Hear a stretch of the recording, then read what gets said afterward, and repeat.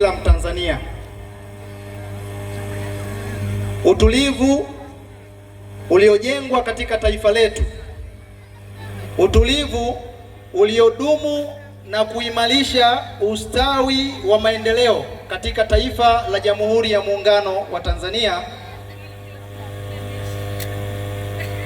ndiyo tunu tunayopaswa kuitunza na kuilinda kipindi chote.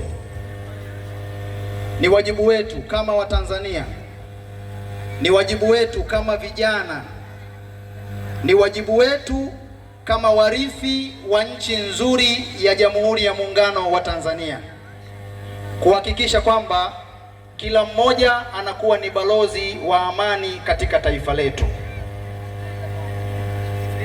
Vijana ndio nguzo na msingi mkubwa katika kuhakikisha paa la amani katika taifa letu linaweza. Ikilegea na kuvunjika, mustakabali mzima wa amani utaweza kuharibika, na kuharibika kwa amani ndiko kutakasababisha kuzorota kwa maendeleo katika taifa letu. Utulivu wa kuabudu, utulivu wa kufanya shughuli zetu, mambo yote yataharibika.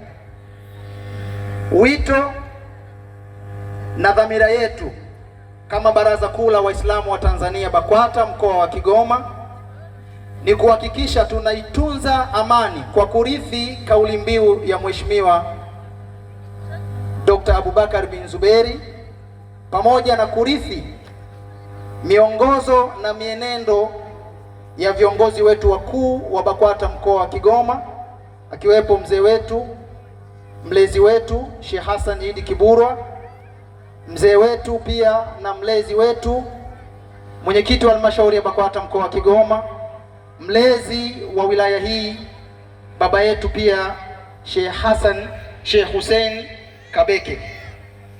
Wote wamekuwa wakihakikisha katika kipindi chote